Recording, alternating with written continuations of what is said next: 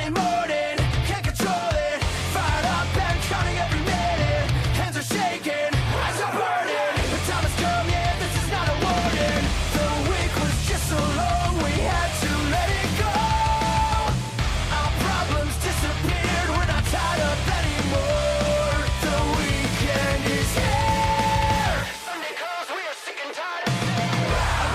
Up and down, can you feel it? Up and down. Hey everybody, and welcome to the Kurt Johansson Show. It's Kurt, and today got a special guest. They may not know it, but he is the WWE superstar, Indeed. Luke King Sharp. Luke King Sharp, thank you for coming on. Thank you for having me. I'm looking forward to it. Nah, really excited about this chat, like everything you've done in wrestling and as well as on your travels. For those of you that regularly tune in, as you know, I love to have a look in all the different wrestling scenes across the world, not just here in the UK. And you've been to quite a few countries, and I'm kind of spearheading this look into the Scandinavian wrestling scene off yourself, so that'll be fun as well. Absolutely. I think it's refreshing to hear that someone's looking outside of just like the UK and the US kind of scenes. Yeah. Like there is so many like really impressive like promotions in Scandinavia especially, but obviously there's all over Europe, France and Germany and stuff that don't. I think it's because there's that kind of language barrier. Yeah. But wrestling is still top notch, like regardless of what they're saying. You know what I mean? Wrestling's international. So. Yeah. Exactly, and I think for those that may kind of put off, oh well, they don't have English dubs. A lot of people watch New Japan without English commentary. So, if you, like you said, wrestling is wrestling. Just let their storytelling within the ring tell that story for you, and open yourself up to so much. Like after I started looking outside of the UK, I've kind of become obsessed with it, I guess. Because I just find it so fascinating and so interesting how all these different cultures can still come together and provide professional wrestling.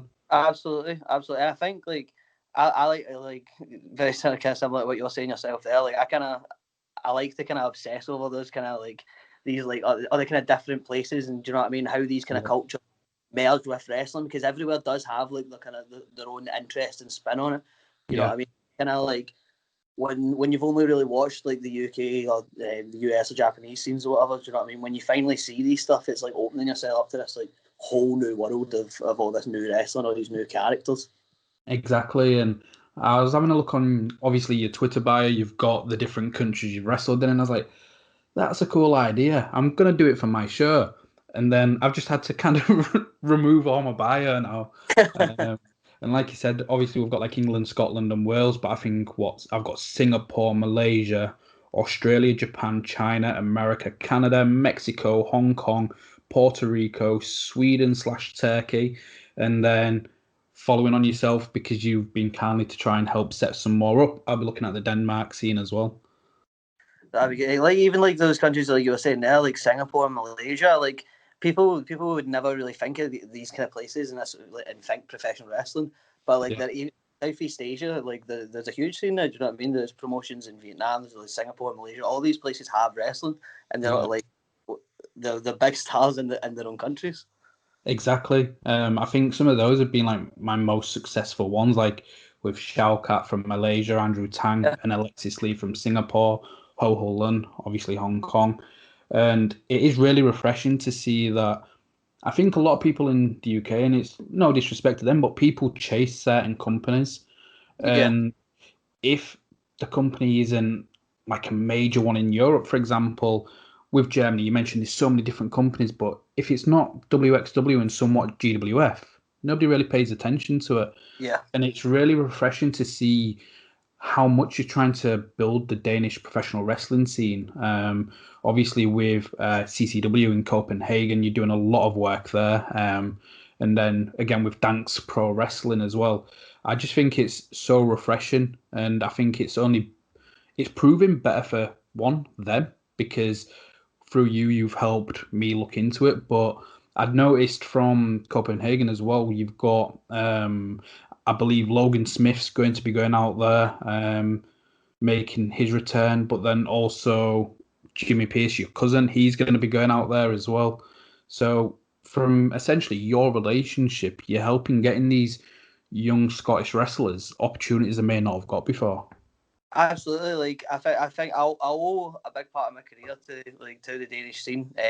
All of these places that I've been, all in the first place to give me a chance. Before I wrestled in Denmark before I wrestled in England, you know. So like they took a chance on me earlier. That's crazy.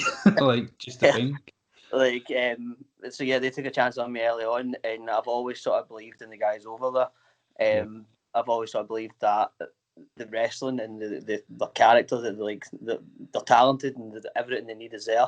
They're not so big on like the kind of social media aspect of things. Yeah. And I think what a lot it's just I think it might just be a kind of cultural thing to some extent. But they're just not as big on that. Which is why a lot of people haven't seen them. And like again, even a lot of wrestlers necessarily wouldn't reach out to them and try and work for them because they didn't really know a lot of these places had wrestling. Yeah. Whereas now I'm looking to, I want to get Scottish guys going over there because there's guys that they can have incredible matches with, and that they wouldn't otherwise have the chance to have. So I want to be the guy that can put that together and can bring together, tell these new stories that people haven't heard before. Oh yeah, definitely. And I think again, it's such a learning experience as well. Like, I think the only opportunity if you stay in the UK to work fans that may not be easy to get reactions at is if you work in any of the camps, if it's like All Star or something where you don't have those wrestling fans, so you've got to get a reaction out of them. But when you are going to all these different countries and there will be that language barrier, if you're still able to get a reaction, it's showing that you've been able to tell that story and get your character across, and that education surely is invaluable. I think confidence in wrestling in general is a universal language, and I think if you're confident in yourself and if you're confident in your ability, like that'll translate anywhere in the world. Yeah. So let's take it back then. Obviously, what made you want to be a professional wrestler, and like how did you get into it all? So I think the first wrestling I've actually seen, like most people, like the first wrestling they'd seen was like WWE and stuff.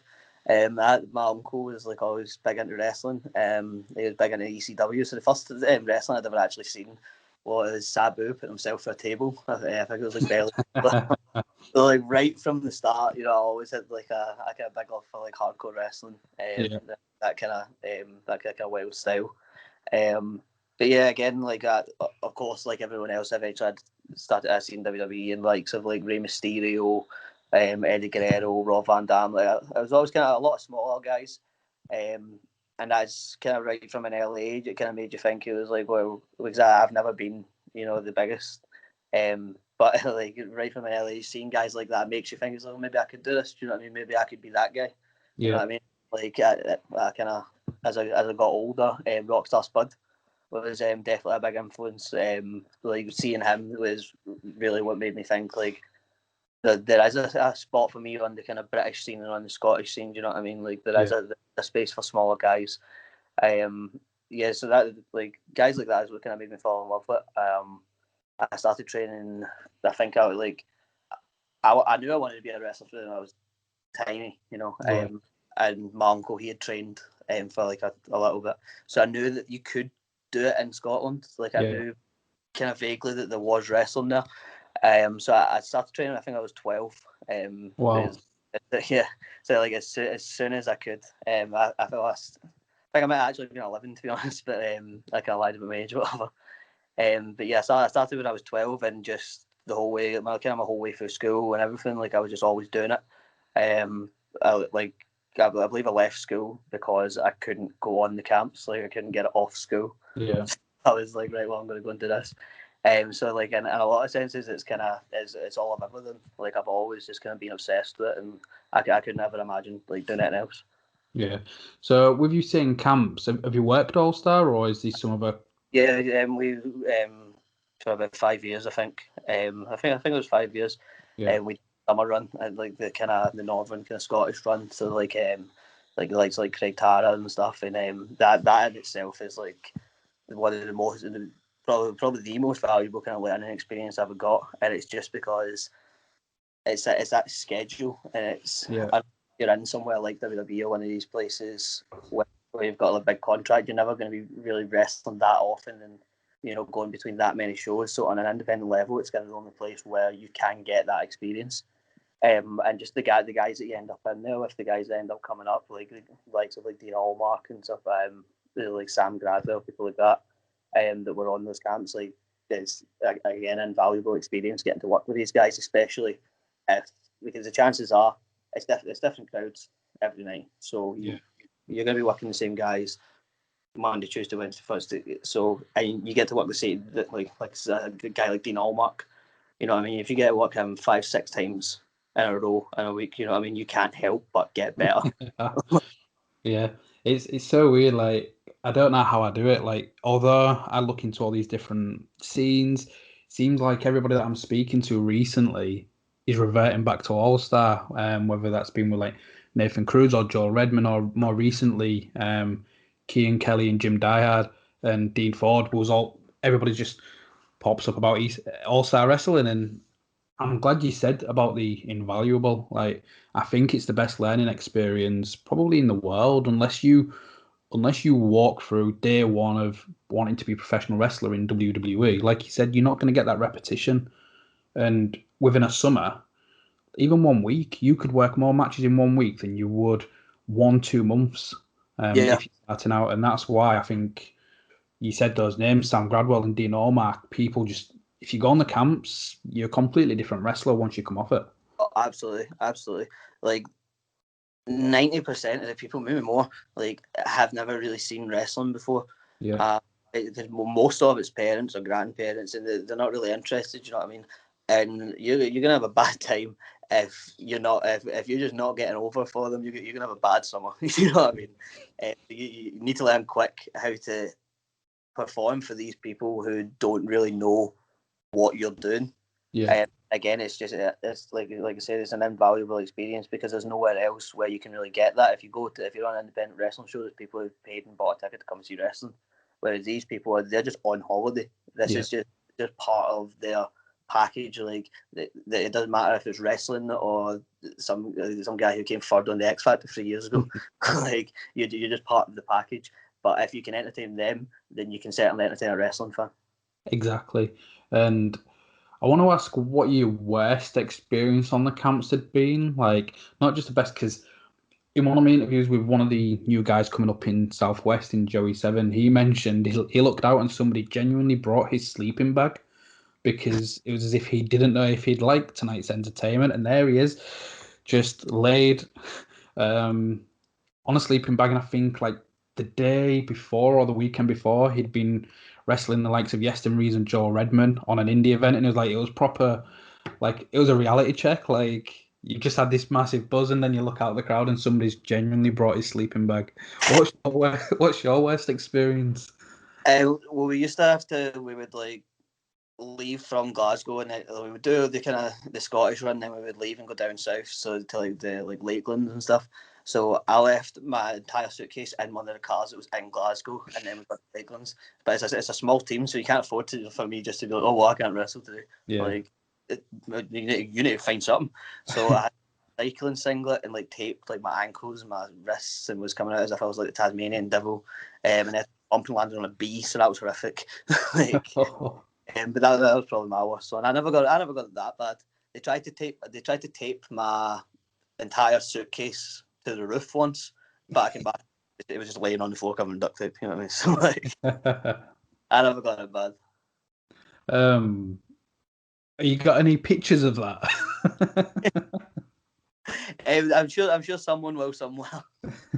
If you're listening, like I want to see, I want to see the Taz picture.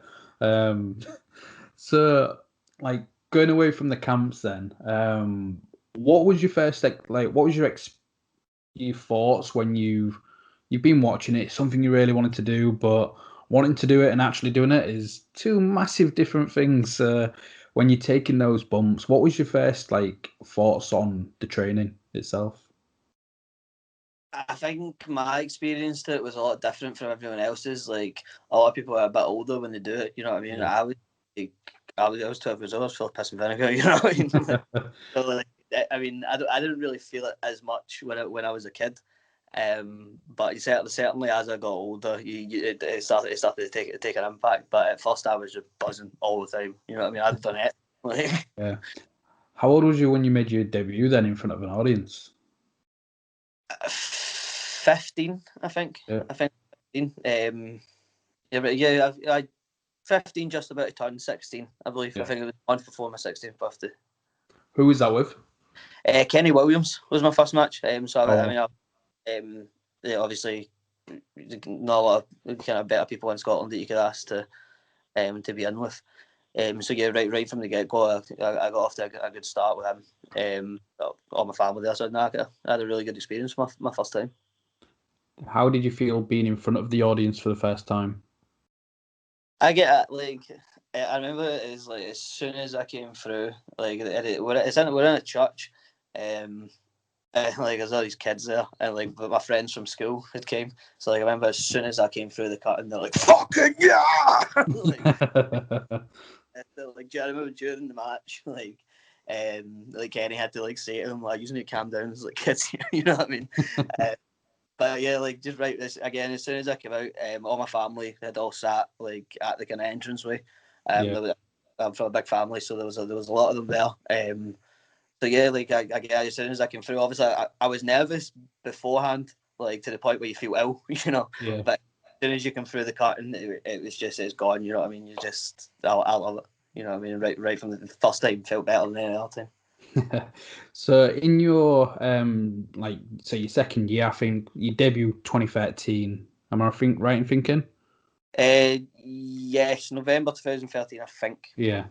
So 2014, you start wrestling for more companies. So you made your debut with PBW. You've worked BCW, ICW, PWE, and I think there might be one more that's RNW. Was it?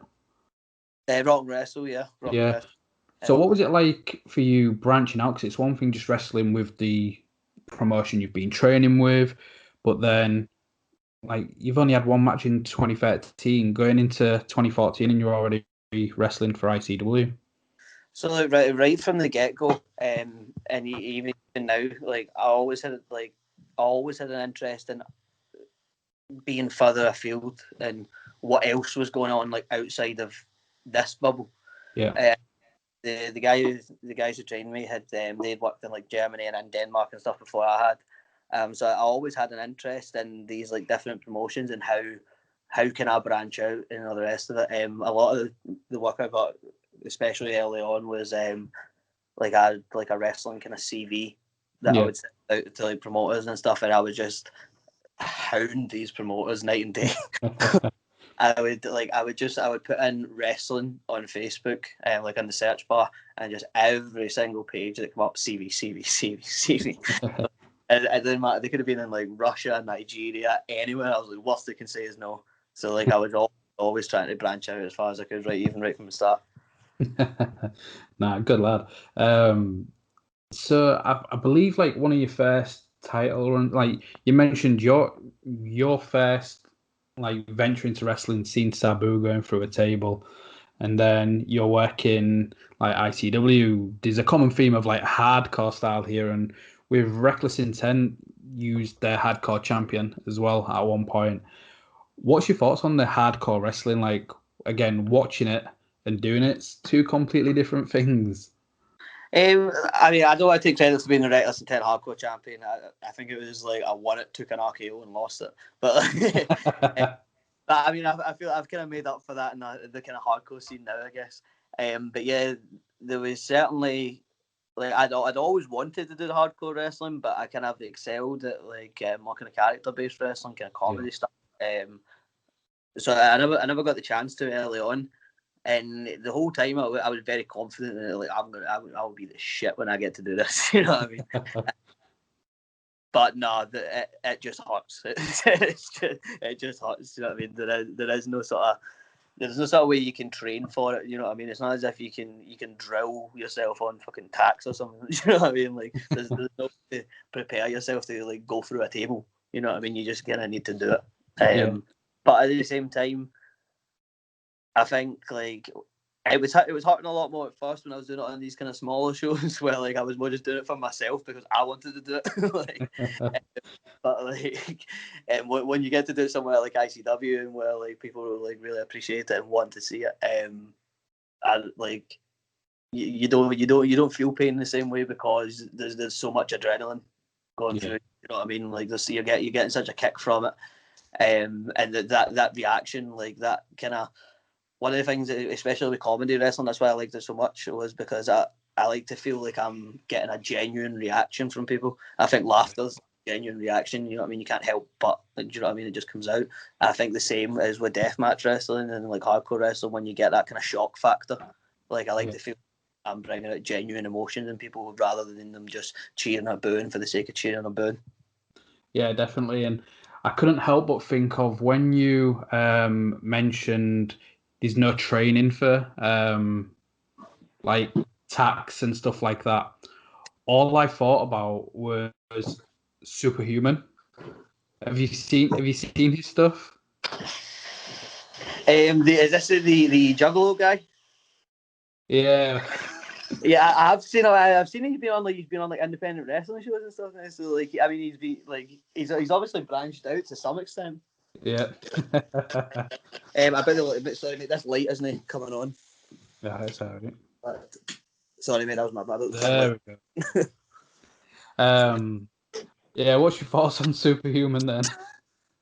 I mean, I'm just like, if it's working and if people like it and people enjoy it, then why not? Like, Yeah. I a lot of people are like, well, who's this guy to be on a show? He's taking spots. Well, if you feel like he's taking your spot, be better than him. Yeah. Like, it's as simple as that. Like, he's regardless of what you think about it, he's made himself marketable to some extent for these people to want to book him. And like they're not going to book him if they don't think that they're going to make some sort of money from it. So if you feel like he's taking your spot, do something that makes you more valuable. Do something that makes you as valuable as him. Like you make a video that people enjoy.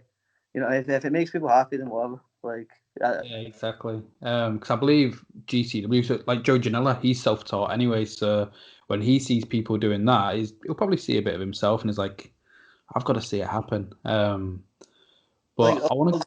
although I wasn't self-taught myself, but I think there's this kind of negative attitude towards people who have kind of self-taught or like rather than training in one particular place, they kind of bounced around and Yeah. there's this kind of like negative attitude towards it. But that wouldn't apply to like any other sport in the world. Like, can someone not be good at football because they just played football at the park and didn't go to sort of like a football academy? You know what I mean? It doesn't work like that.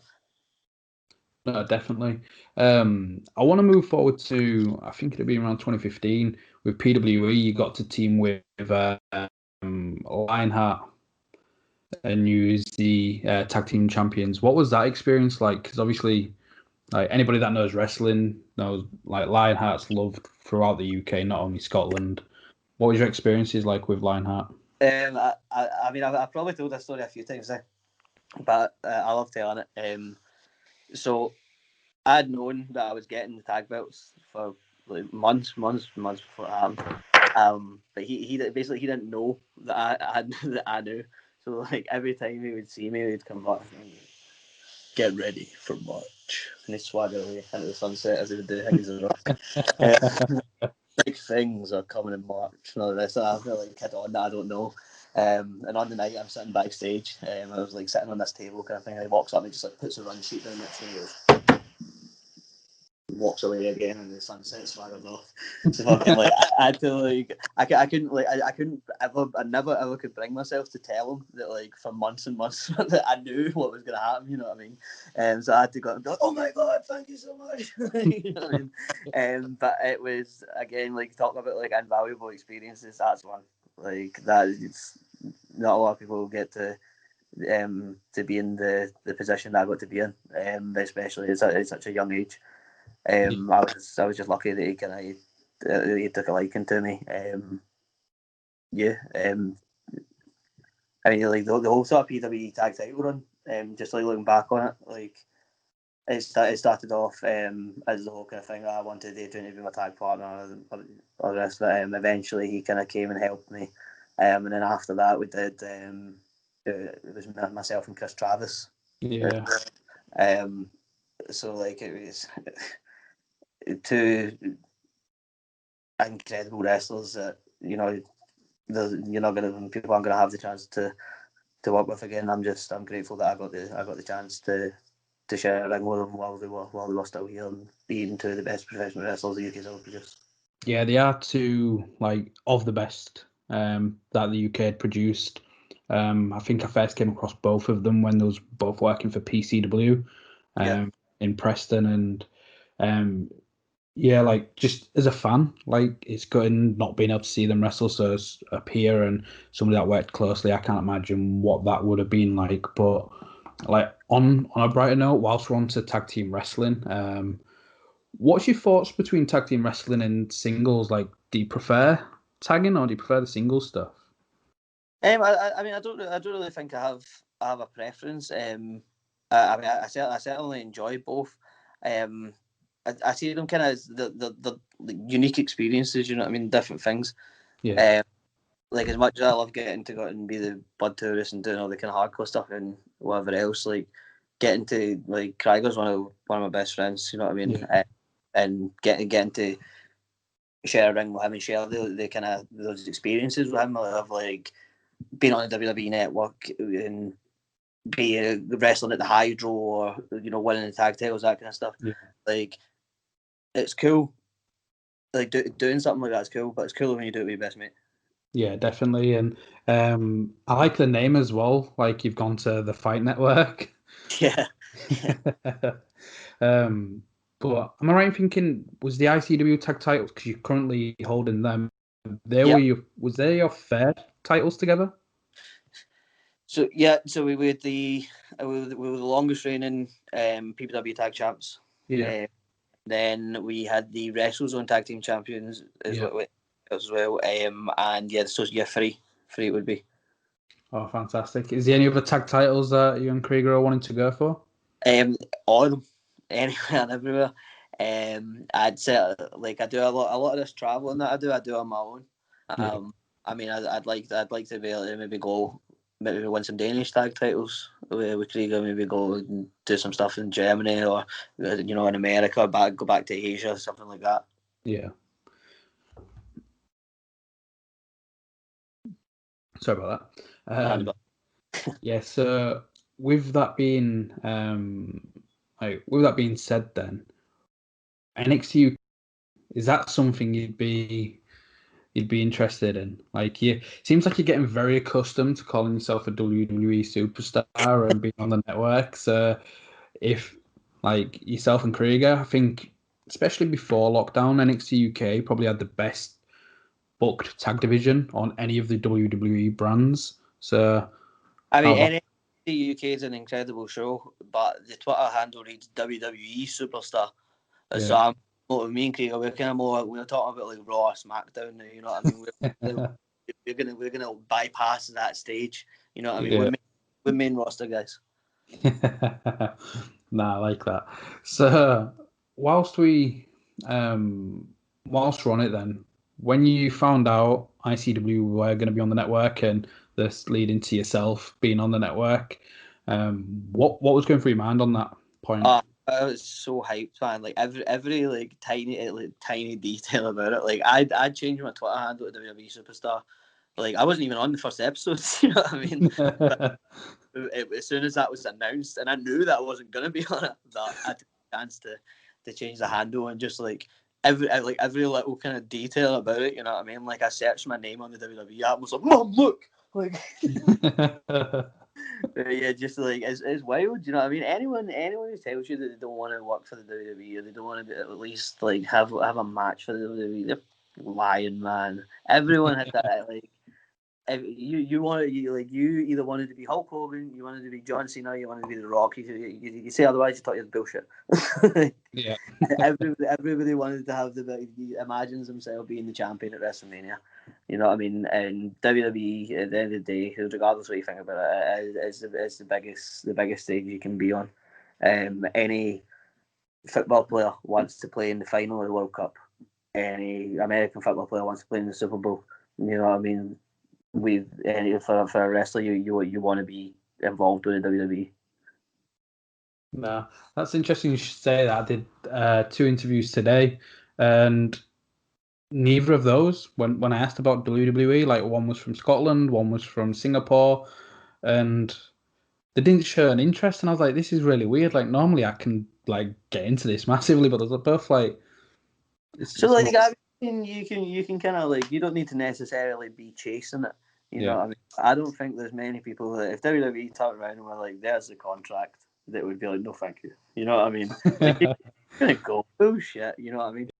You can say you're not gonna go right up until the point with the contract in front of you, and then you know you're gonna go.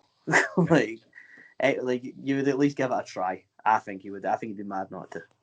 Yeah, I think there's only been a couple of people that probably haven't, where they've said, actually, no, not for me. And one being obviously Chris Brooks, and I think the other one being Zach. But like you said, he at least tried it out. Yeah, He was part of the yeah. Cruiserweight Classic, as was Ibushi.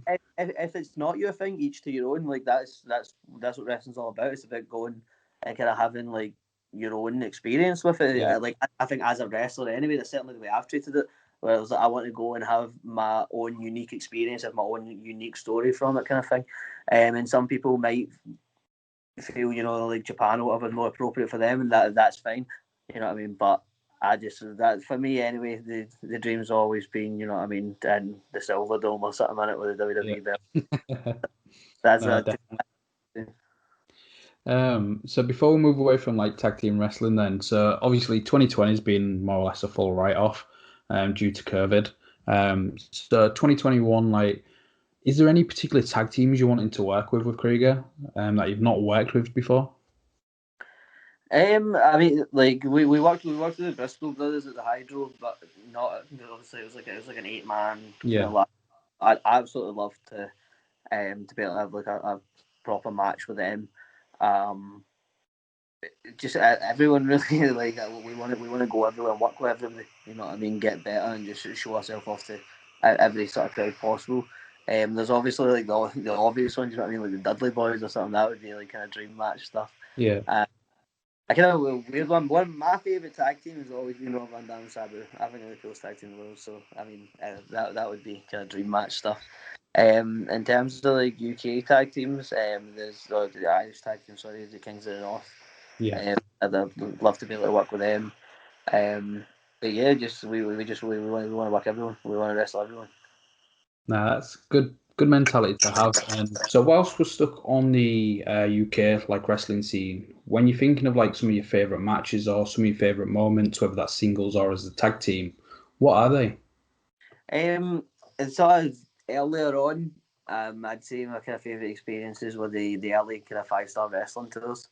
I got to dress up as Rey. The first time I'd met Rey Mysterio, I was dressed as him, but like, with like a knockoff Rey Mysterio mask and 619 duct tape to my Nike joggies that I was wearing. And he wasn't told that this spot was going to be happening either. So I'm just for no apparent reason just dressed as him. And so I mean I was really lucky to get to work with. It was him and AJ Styles were involved in the segment. So that was mind blowing. Yeah. And then obviously more recently, all the kind of stuff in ICW has been incredible. Like the stuff with Krieger as well. Like winning the tag titles together. Do you know what I mean? Like it was emotional. Like do you know what I mean? Like I say, he's my best friend. Yeah. And getting to share that kind of experience with him. And just the way the crowd kind of reacted for us. You know what I mean? There's always like I kind of tend to doubt myself, and there was like that kind of doubt in the back of my head. That what if this isn't what they want to see? And when we won them, the place went wild. Do you know what I mean? And it just I was overwhelmed. That we had so much sort of support. And it'd been a long time as well. Do you know what I mean? We'd been working hard in ICW, and we weren't just giving it overnight. You know what I mean? We had to bust our ass for a long time. Yeah. In the tag division, and that was one thing that I was always kind of proud of us for, is we committed ourselves to the tag division. Like we didn't just sort of float in and out for a little bit and then go, right, well, let's just go and be singles wrestlers. We committed to it, stuck at it, and it paid off. And you getting to share that kind of moment with Krieger was special. Again, getting to work with Lionheart in PWE was incredible. Yeah, it's just 5-star again. Being on TV with 5-star, that was another brilliant experience. So when you're trying to sneak in all the different venues, when you're trying to sneak into all the venues, yeah. I mean, I think like one of the best reactions I ever got for anything I ever did. Like, I mean, I've jumped off of balconies, I've been put through tables and everything else, and the best reaction I ever got was for drop kicking a door on the first time of the 5-star. But yeah, we were trying to sneak into all the venues, and they were like security was like dragging us out and stuff, and like. I mean, I was like young, and I had this really good job working for the tax office, and like basically I knew someone who worked there who like got me the job kind of thing, and like I wish I could get a job that good now. You know what I mean? Yeah. But like we were getting paid that much from 5-star, and in my 16-year-old head, like I've just essentially signed for the WWE. So like I quit my job and everything, and was like in my like at 16 thinking that I was gonna be this like rock and roll full-time wrestler. But I mean it didn't last long, but while it did, it was a lot of fun. Nah, it's a shame that it didn't prove success. I think it was just I don't know, from the different stories that I heard from behind the scenes, it was a shame that it would have worked if they just got a smaller venue, I believe. A smaller venue, just so they're not paying ridiculous amounts of overhead. It looked better on TV because they were getting a couple of thousand people to the shows, but because they'd be getting a 10,000 seat arena, 2,000 people in a 2,000 arena looks incredible. 2010, not so much. Yeah, like so some of the draws they got for the kind of level of promotion that it was, like if you could say that, like were really really good. But like you said, 2,000 people in a 10, however many seat venue, it ain't shit. Like and it look, I think it looks worse because if they don't like again, it's not WWE or anything like that. Do you know what I mean? That level of production where they're going, no, you sit here for this camera, and they're letting people go wherever they want. So there's 50 people over here, there's 50 people over here, there's 100 people down here, and it's all kind of scattered around, which is why it looks so bad. But I mean, like the shows were stacked. Like with the guys that they had on it, like Rey Mysterio, AJ Styles, like several like big American stars, and you know like a who's who of British wrestling as well. Rampage Brown and Dave Matthews was on the show as well. Nick Aldis, Mark Skilling's actually Jr. as well. So like all the best of British and the best of like the US scene as well. You know, all the faces you would have seen on TV. So like it definitely was stacked. Yeah, if only they got CM Punk with that £1 million offer. Well, if only. Yeah, no, I mean, I liked it. That was, I know that's a publicity stunt, but yeah, that kind of backfired. That was never going anywhere. So going away from like the UK scene, then we'll start in China. Like, what was your experiences like in China? And what company was you with? Was it MKW or was it King of Pro Wrestling or was it somebody else? So I was with OWE. Okay. I did. Yeah, it was a completely different world. It was a guy, Sean McMahon, had got in touch with me, and he could pretty much just ask me if I wanted to go and wrestle in China, and I'll wrestle anywhere. Like the more obscure, the better, because I just want to be able to tell people stories when I'm no guy. You know what I mean? Yeah. But yeah, like so, I went over for OWE, and one of the things that always kind of appealed to me in wrestling wasn't so much like the kind of WWE stuff, I suppose, but like the kind of territory kind of side of things, and like how like, people thought it was real, and you know what I mean, the riots and all this kind of wild stuff. And obviously, as times went on, like that's not possible anymore. Well, at least I thought it wasn't possible. But in China, a lot of these people they don't know what wrestling is. They don't have a lot of kind of American media at all, really. And they don't really understand what wrestling is, and they don't understand it's fake or predetermined, whatever you want to call it. So yeah, they believed it was legit, and like there was one night me and Rob Sharp, like my missus as well. There's a few. We couldn't leave the venue, because we basically it wasn't like anything insane or like anything groundbreaking. It was like the baby faces got like the hand raised and we jumped them from behind and like I helped my chair a couple of times kind of thing. And yeah, I turned around and there was a big massive Chinese guy like swinging jabs. People kicked off because they thought we were just these big, well, not big, but these evil white dudes. Yes, they kicked off and we couldn't leave. We had to stay in the venue for quite a bit because they were like waiting outside. You know what I mean? Like angry mob. Would you want to go back? Yeah. Would you want to go back? Yeah, absolutely. Like I love traveling. I love experiencing kind of different places. And yeah, I think it was a learning experience for myself. But the main thing about China for me was like the friends that I made. We all kind of lived in like an apartment together. We were treated well. There was me and my missus. There was Rob Sharp, Buffa, and Damon Devine. Buffa and Damon Devine are two American wrestlers. And just we just lived together for like 3 months. You know what I mean? And at the end of it, we were like a family. You know what I mean? And like I'm still in contact with all of them now. Me and Roisin, my fiance, we've got Rob Sharp's wedding in a couple of weeks. Like, and it's the three of my best friends in the world. You know what I mean? They're not even friends, but they're like family. You know what I mean? To both me and to my fiance who isn't involved in wrestling. You know, so yeah, like that was something that I would never have had if it wasn't for wrestling and wasn't for going and having that experience in China. The guys over there as well. There was one of the guys who was really good, Sky, Gaia Hawks, I believe, as well, was his name. And yeah, those boys were from Taiwan, actually. Sorry, and there was another guy, Rekka, from Taiwan, again, really impressive. And the OWE show is like.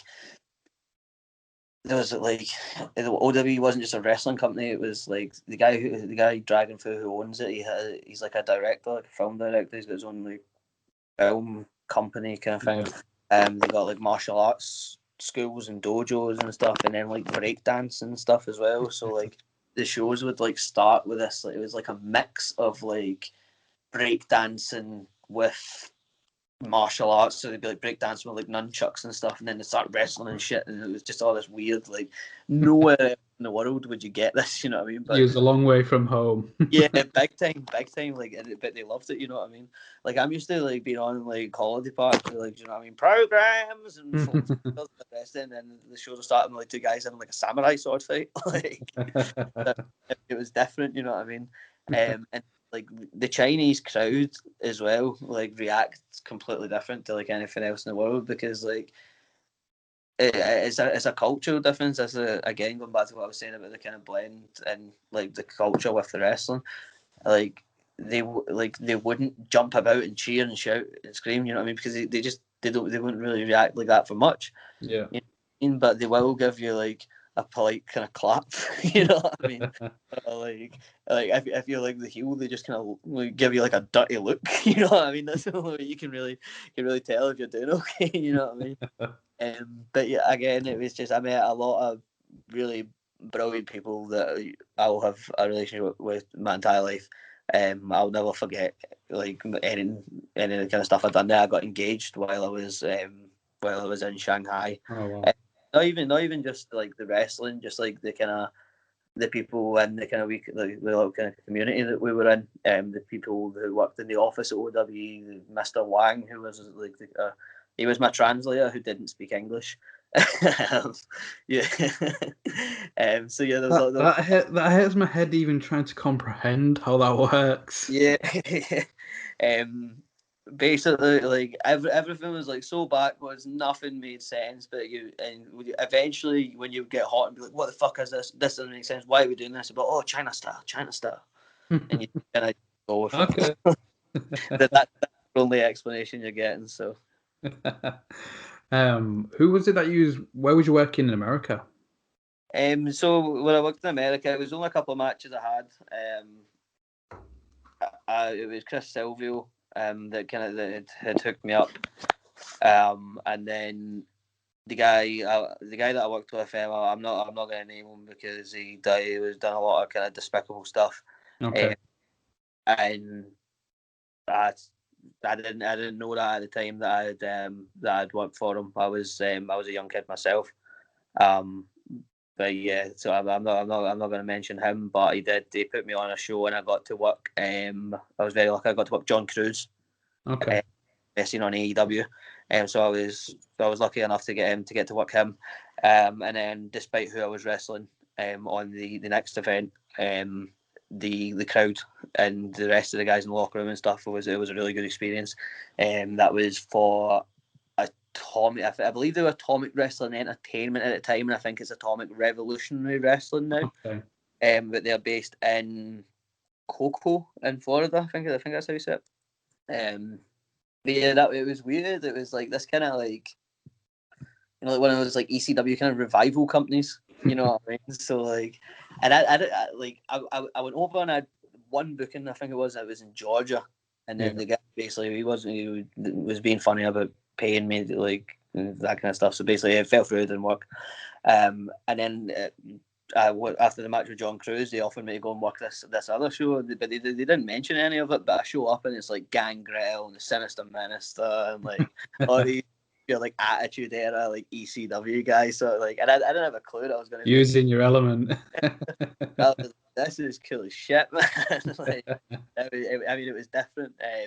Yeah. So overall, yeah, not going to let bad people kind of ruin what was overall a really good experience. Nah, that's good to hear. But you've been on a show with Jeff Jarrett that's on the WWE Network, but you're still not wrestled in Memphis. What's happening there? Why not Memphis? Well, I would love to go and wrestle in Memphis. I've got a funny story about that actually as well. I'd messaged the promoter when I was young, and my name on Facebook. My name's Chris, but people call me Chrissy. In America, I think that's kind of more girly. So I'd be messaging this promoter in Memphis, and he's like, "Oh yeah, we're gonna bring you over. Yeah, you're gonna be on TV. You're gonna do this. You're gonna do that. We're gonna fucking take you on tour. You're gonna go everywhere. Go to Nashville, do all this big stuff." And I'm like, "This is brilliant," you know. And I'm like, "This is like while I'm like sending out like my first CVs and stuff, like really early on, like chancing American bookings when I've had like 3 matches, you know what I mean?" But somehow I nearly pulled it off. And then basically the promoter started asking me for like scuddy pictures and shit and thought I was a girl because my name was Chrissy. And I was like, okay, for a start, you're a fucking pervert. And I'm a guy. Like, I'm a dude, you know what I mean?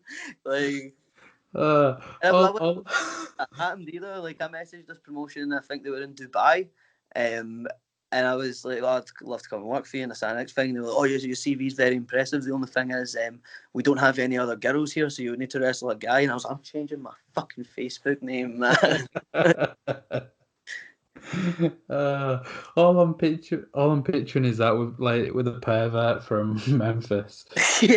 There's a viral video where a guy big bearded and he'll just put something in his top and he'll be on webcam as if it's like getting guys excited, and then he's like, "Yeah, you like that," and he's just big and bearded. All I was picturing is you just like, you know what? There you go. You know, I mean, at the time, I would have done anything to go to America, so I'm surprised I never. What was that guy's reaction when you're like, "I'm a guy"? He messaged me back like more or less straight away and was like, "We're gonna have to actually cancel the plans because we've now booked Jeff Hardy instead." So, and I was like, "Oh well, okay, that makes sense." You know what I mean? But well, whatever. Yeah, so he couldn't book me anymore because he booked Jeff Hardy, not because he asked to see my fucking vag when I don't have one. Just tuck it away. So before we get onto like the Scandinavian side, then believe Italy as well. Like, what was your experiences with Italy? Where was you working? I don't think the promotion is still active. I could be wrong. I'd like to be wrong. That was KOX Mantova Wrestling. I worked with a guy named Manuel Bottesini.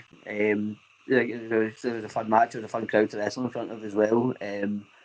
It's a whole new experience being in front of the Italian crowd. It was the only time I got to go over there, so I would love to obviously get back out. But again, I met a lot of brilliant wrestlers. G King was one of the guys who really stood out. There was Spaghetti Strong Style, big Carlo Foscini. He really impressed me. And yeah, just Italy as well is like one of these places that does have a lot of good wrestlers. There's Flavio Augusto and Chris Steele. One of the tag team from Italy. They wrestled for CCW recently. And speaking of tag teams, I think we'd have a good match with myself and Krieger. That's certainly one of them. Yeah. They come from ICW in Italy, I believe. I think that's the kind of main promotion. And then of course there's Paxo as well, Paxo and Abel. So there's a lot of really, really good sort of talent coming out of Italy. So when was your first experience going into like Scandinavia? Was it with Denmark? It was with Denmark, yeah. DPW would run a camp each year. It was called Fake a Break. I don't know if the year that I was on it was on TV, but I know previous to me going, the entire camp would be on TV as if it was like this kind of like Tough Enough, like reality TV show. Yeah, so I went over. I trained with Chaos, who's like the kind of father of Danish wrestling. I think he was the first Danish wrestler, like in recent times anyway. Yeah. And then there was Starbuck as well from Finland via Canada. And missed the pay-per-view as well. So there was that's where I met Nitro Green as well, the current UEWA Cruiserweight Champion. So I met a lot of brilliant people over there. I trained hard. It was something before I went. I knew that it was a scene that I wanted to be part of. I knew it was something that I aspired to be. So yeah, like I ended up. I worked the main event in my first match over there on the show. So that again, I'm kind of impressed. And from there, I worked for DPW for a long time. Which is where I met Sebastian Day, who is the CCW champion. He's one of the promoters there as well. And I managed to get the DPW heavyweight championship, which was obviously a huge goal for myself. Yeah. But one of the things that I'm most sort of proud of is how CCW has grown. DPW was always a big promotion. Was when I first went into CCW, it was a show, the Carlsberg Brawl, and it was in Carlsberg Brewery, and there were a lot of people, about 20. Whereas now the getting a few hundred in, and the crowd is like wild. I think the word I always use to describe it is like grungy. It's not.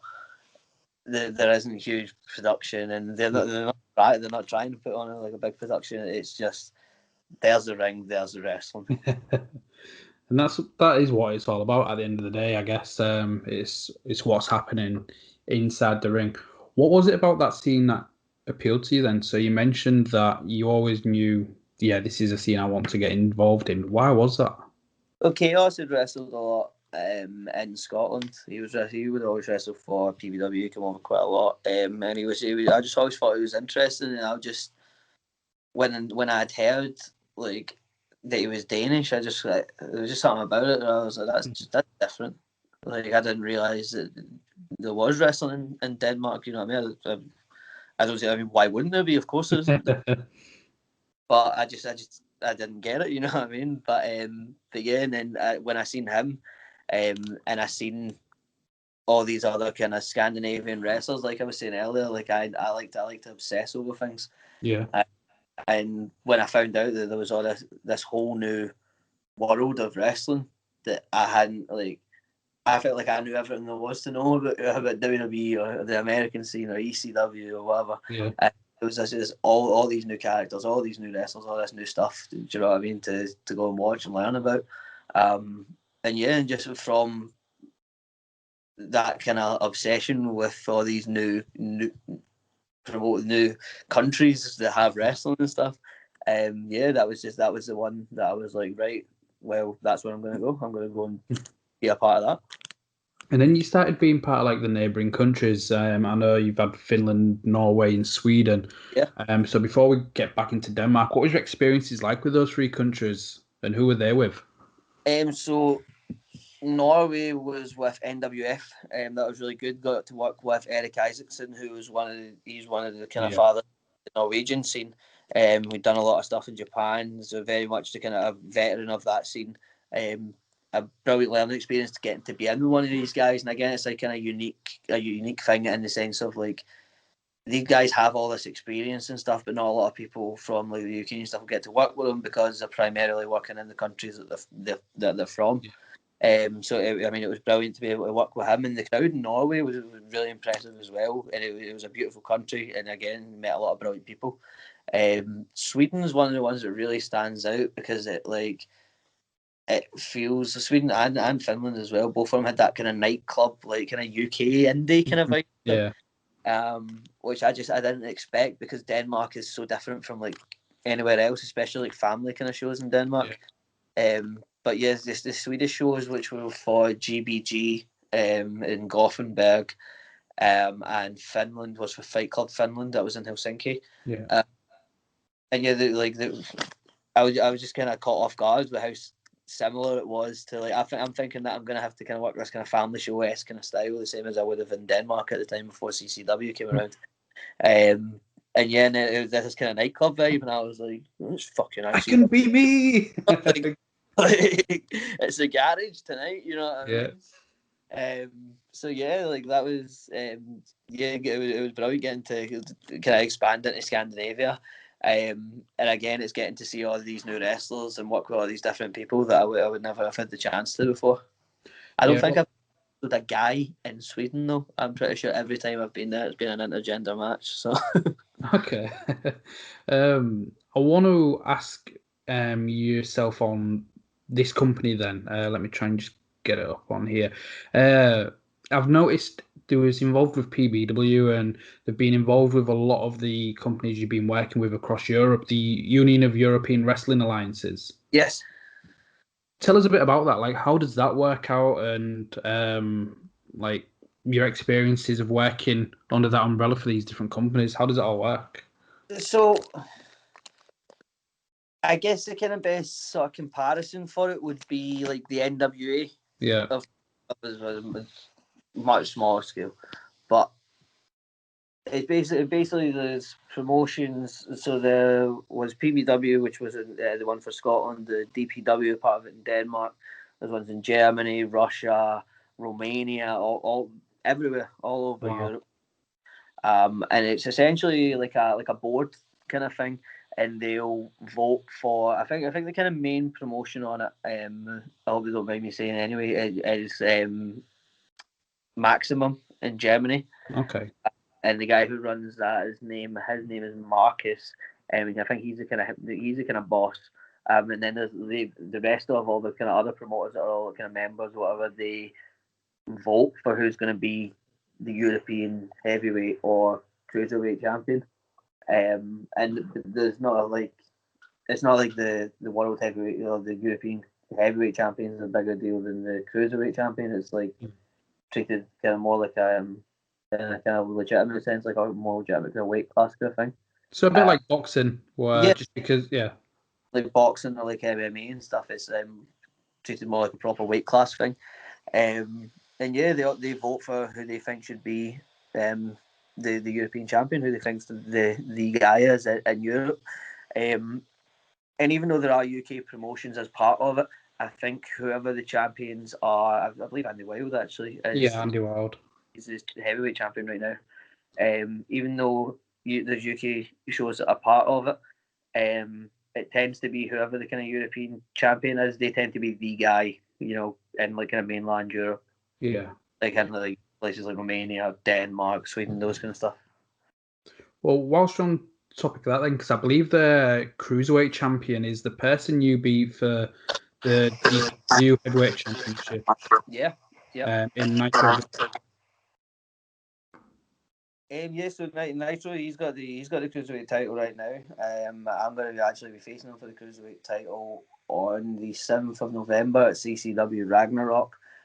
which is it's been a long time coming. This match, especially since the our last match, which was a double title match for the cruiserweight title and for the DPW heavyweight title, which ended in a no contest. This match has obviously been a long time coming since then. It's a kind of that kind of final payoff, where obviously I'm finally getting that chance to be back on top where I deserve to be, on the number one kind of European cruiserweight that there is right now. There's no one else that's travelling about and doing what I'm doing and making a name on these things the way I am, and I'm going to prove that I should be the kind of, I've always been the uncrowned king of Europe. So it's time to take my crown. So when you do, and rightfully so, take your crown as the king of Europe for the cruiserweight division, and take that title, what does that mean for yourself? So will you be wrestling for more promotions under this union of European wrestling? Ideally, Blood Tourist isn't just a name, you know what I mean? It's the way that I've based my career around it. You know what I mean? Going everywhere that I can go, and that belt is essentially the plane ticket to anywhere for me. It's my chance to go to Russia and Romania and all these kind of wild places. And like I said, I want, at the end of my kind of main thing at the end of my career is I want to look back and go, that was fucking cool. Yeah. Like I enjoyed that. Like that was wild. I had a totally unique story. I lived a totally wild life that no one else got to live. You know what I mean? So I want to go into I want to go into the fucking danger zone. You know what I mean? I want to go to Russia. I want to go and wrestle in Africa. I want to do these war zone tours in the Middle East. Yeah. Like I want to experience. I love wrestling, and I want to experience every form of wrestling that there is. Like it doesn't matter what the shows are. I want to do it. And getting this belt is a chance for me to say I can go anywhere and be the top guy because I've got this belt to say that I'm the top guy. Yeah. And yeah, it's a payoff for a lot of hard work. It's a payoff for a lot of long flights and sleepless nights and and all the rest of it. So it's everything that I've worked towards really is getting paid off in this match. And it's good that it's going to be with Nitro Green as well, because we did come through together in terms of like building up the Danish scene together. We that first training camp I was there, I wrestled in my first match in Denmark. I won my first title in Europe from him. Our careers kind of mirrored each other's in that kind of sense as well. I went to China, he went to America. We both kind of always had that similar goal of expanding and being bigger than our home promotion, being bigger than our home country, and experiencing the whole world. And I'm going to use November 7th to show that I've learned a lot more from my travels than he's learned for his. Nah, I can't wait to hear all about it. And it seems like you're the wrestler equivalent of myself. Here I am trying to just reach out to all these random countries to where I've had to like rein it back in because I just can't get you all in my diary. Because I believe when I interviewed Ho Ho Lun, after that interview, he messaged me like, right, this person and this person's expecting a message, and it's like Thailand and South Korea. I've got South Africa on the list as well. So it's literally like, if I'll find these companies, I'm like, right, you need to reach out to these. Or when you go out there, then we can talk about all those countries as well. I think anyone, if you're a wrestling fan, especially if you're like a British wrestling fan, if you can ignore kind of WWE or whatever and take a chance on British wrestling, then there's a high you're going to enjoy this stuff as well. And I think you owe it to yourself as a wrestling fan to go, if you like British wrestling, go and try German wrestling, try Danish wrestling, try French wrestling, or if you like New Japan. You know, there's a lot of people don't like any kind of Western wrestling. You like New Japan, check out somebody in South Korea, check out somebody in China, check out OWE, check out MKW. MKW are doing amazing, like totally unique, never been done before kind of stuff in China. Like I don't understand it, but whatever virtual reality wrestling is, they're doing that. I believe they got video game stuff kind of lined up. Like it's new, expanding markets. People will be very quick to spend their time online complaining about how WWE's so it's just the same, everything's the same, it's boring, I don't like it, and this, that, and the next thing. Don't spend fucking 5 hours on Twitter moaning and bitching about stuff that you don't like. Go and try something new. Because if you like, if you're so tired of everything being stale, there is countries that have never ever had professional wrestling before, so you don't know how it's gonna go. You know what I mean? What's more like what's less stale than that? It's brand new. There's like Slam Wrestling, ran by Starbuck. He's just expanded into Estonia. It isn't the first ever professional wrestling show in Estonia.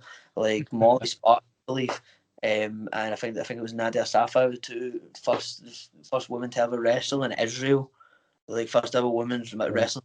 Like this, it's like groundbreaking, like history making, incredible stuff. Do you know what I mean? And people are missing out on it because they don't speak the same language. You know what I mean? Put it on mute and listen to some fucking whatever you want to listen to. You know what I mean? Some Calvin Harris, Metallica, listen to whatever you want to listen to, and watch some fucking incredible wrestling. Like all these people that are in NXT and they're bringing in for WWE are expanding. They're not just plotting out these like guys from Switzerland and here, there, and Austria. They're not just plotting them out of nowhere. These guys are on their local scenes. They're on their home scenes, and they're making a name for themselves. And the stars of tomorrow are there, and you can see them if you go out your way to find them. Exactly. And again, like, just love the passion of what you have just for people to explore. And again, mirrors myself. Like you mentioned MKW and the crazy stuff they're doing. They're doing a blast off show at the moment on YouTube, which you can go watch for free, but their TV show stuff. I recently interviewed Zombie Dragon, who's the world champion, and he was on about they get over 1 million views on their TV show. Yeah. Like in China. And if that's good enough for over 1 million people in China, like AEW would love numbers like that. Impact Wrestling would love numbers where they're hitting over 1 million every time they're on TV. So at the end of the day, if, like you said, if you're watching 3 hours, 5 hours of WWE and you're complaining because you're not enjoying it, what's the harm of trying 1 hour of a different company? You may not enjoy it, but you might fall in love with it. Absolutely. Like there's so much there to enjoy and so much there to experience. Especially, I think the Chinese scene. I just find it so interesting. I'm like intrigued by it. Like, cause there's a lot of these kind of guys who like maybe kind of older Japanese guys who are kind of winding down, and then there's these kind of like especially from the kind of Strong Hearts and that kind of group like Seaman and stuff. Well, my experience anyway in OWE. There's these kind of younger Japanese guys who are like coming through, and then of course there's the Chinese wrestlers. Those guys from Mongolia, and then speaking of MKW on Blast Off, you'll see him on. I think he'll be on every episode. The guy's name is Buffer. One of the guys that I mentioned, I lived with in China. It is a crime that this guy like doesn't have a contract. Any kind of CZW fans, if there's anybody watching, might remember him. He was, I believe, it's All Money Is Legal. They were in CZW. They were a tag team. I think it was him and his brothers. But he was in 01. Done a lot. I believe worked for like FMW and stuff in Japan. Like he's done a lot. And he should be in the WWE or in AEW and making millions of dollars. But he's in China right now. He's on MKW. He's on Blast Off. And he's created his own path out there in China, and he's doing brilliant. Anybody should be checking him out. Yeah, no, definitely. So to wrap things up then, like, what is your ultimate goal? I know I believe you're doing a lot of the social media for CCW in Denmark. So what's your goals as an individual, but what's your goals for CCW as well? As an individual, I love wrestling. I wanna dedicate my life to it. You know what I mean? I want to spend like I don't want to spend fucking 7 hours a day. Like I work in a bank right now. You know what I mean? I don't want to spend 7 hours a day talking about shutting someone's fucking account down or like you know what I mean? Like I want to be doing something that I love and I want to be doing something that I care about and something that I'm passionate about. Like I want to do something that I can give every fucking inch of myself to. You know what I mean? Yeah. So I just want to do this on a full-time basis. I want to do whatever I need to do to achieve that. Like I said, I've always loved it, and I can't imagine myself being or doing anything else in my life. So yeah, just 110%, whatever it takes to make that possible. And of course, WWE would be incredible. But if it's Japan, if it's China, if it's fucking turns out that Iraq's the next fucking big scene, I'll go. I'll go wherever the sort of journey takes me.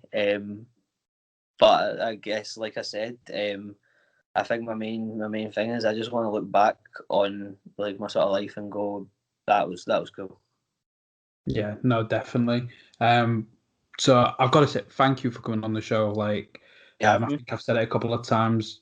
You're passionate, especially your knowledge mirrors a lot about myself, so it makes it so interesting to talk to. And sometimes I'm like, nah, I need to run it back into yourself, because again, we just start talking about all these like incredible scenes, and it's refreshing to be able to do that with somebody. Like, all my buddies that are wrestling fans, I'm like, oh yeah, you should check this out, and they're just like, what?